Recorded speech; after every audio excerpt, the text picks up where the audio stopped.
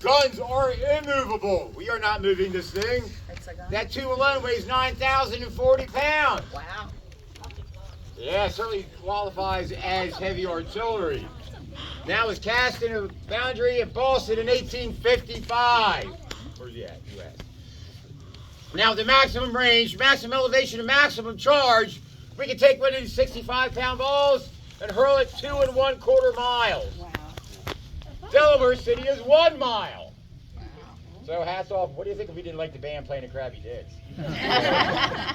We can make them change their tune. Now the firearms piece is going to take a minimum of 5.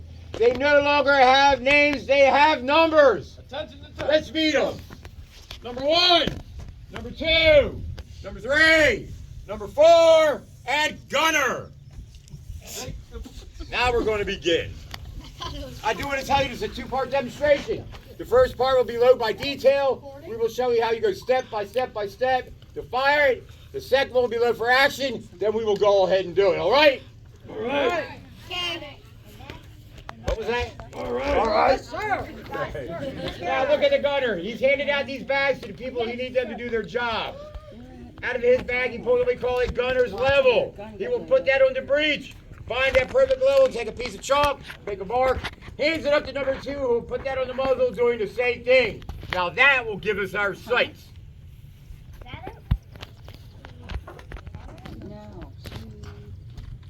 Now they're taking off what they call the vent cover. The vent is nothing more than a hole that goes down from the top of the breech down into the tube. Now he's pulling out what they call a vent pick. He will put down that vent, down the vent to make sure there are no obstructions.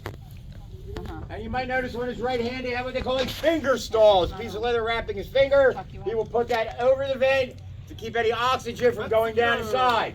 Load by detail, load, first piece. And number 2 is going for what they call the tompion. The tompion is nothing more than a cork that goes in the muzzle. What it does, it prevents any weather, debris, or possibly even a bird coming by. I think this is a pretty nifty place to build a nest.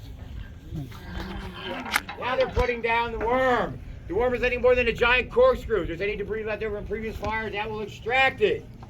Next comes the sponge. Now if there's any embers left over inside from a previous fire, what do you think would happen if we put down a linen sack of powder into the embers? Boom! Bad day for number 1 and number 2. If anything goes wrong, they will be the first to know. That's why we also do refer to them as the expendables. Now number 4 went up, handed off that shot or that charge. Put that in, you take what they call a ram and seat that down into the breech.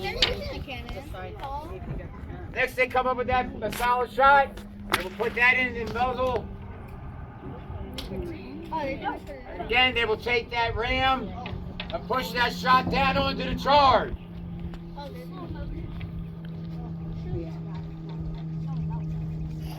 Whoa! You alright? Somebody fell. What's the name?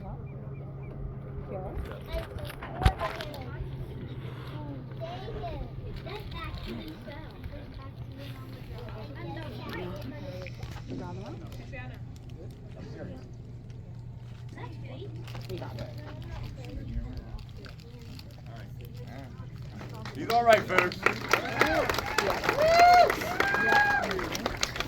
Yeah, Brogan's ain't known for the traction. Okay, you notice that he had it brewed.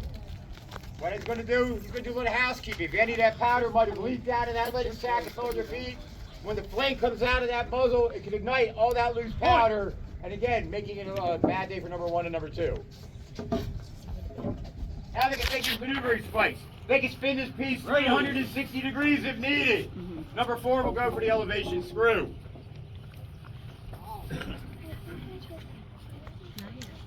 Now number 3's got what they call a friction primer. There's nothing more than a tube full of fulminated mercury with the wire coming off.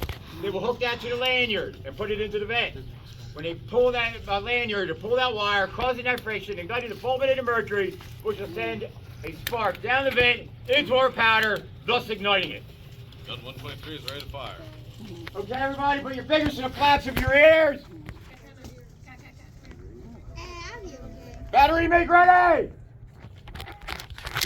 Hold your ears. Hold on, hold on. 123, fire! Whoa, what'd you think?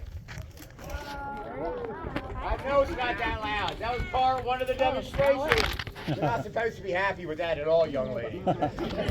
Now we're going to do part two of this demonstration. Now we're going to go ahead and fire for actually. So everybody just be ready.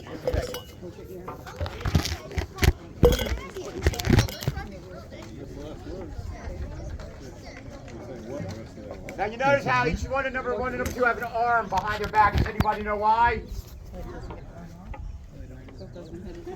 You had your arm up?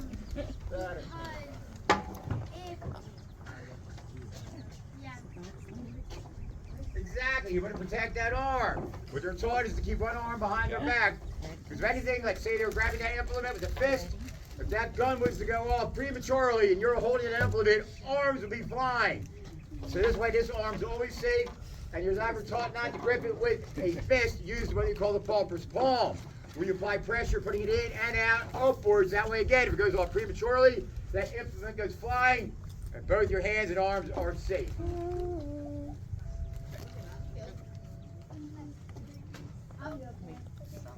Close your ears.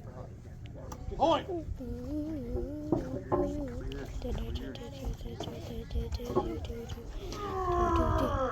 Ready.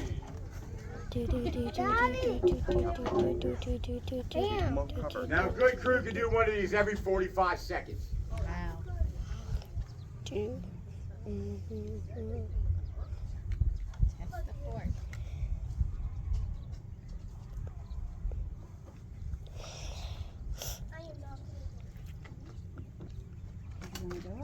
Gun 123 is ready to fire. Okay, folks, here we go.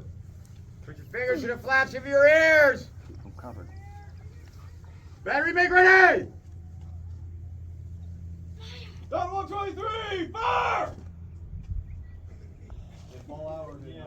Hang on a second. Another.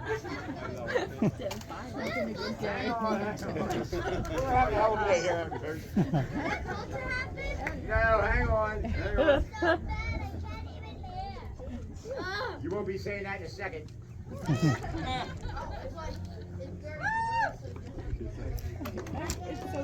Gun 123 is ready to fire. Okay, one more time, folks. Put your fingers to the flaps of your ears. Ready? Battery make ready. Yay! Gun 123, fire! That was loud. It scared me.